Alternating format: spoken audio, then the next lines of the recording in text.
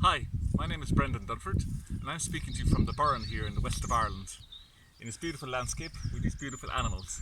And I'm here to tell you all about farming for nature. When we think about nature in Europe, we know that it's in crisis. One of the big drivers of nature in Europe is farming.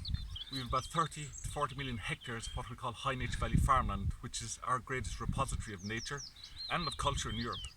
But right now we're losing that. We're losing it through the intensification of farming and in some cases the abandonment of farming.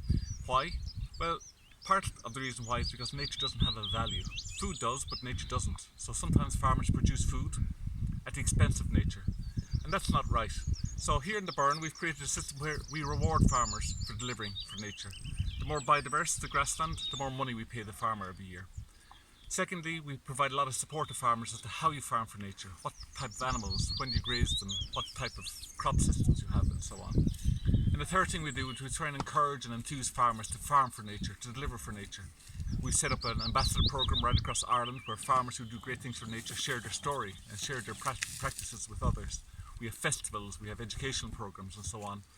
So by doing those three things, affecting the pocket, the head and the heart, we've made a huge difference to farming and nature in the Burren, to the degree that this model has been rolled out across Ireland. We want, with your help, to roll it right across Europe. So farming for nature, we think it's part of the future for farmers, for nature and for society, and we'd like your support to see that happen. Thank you very much.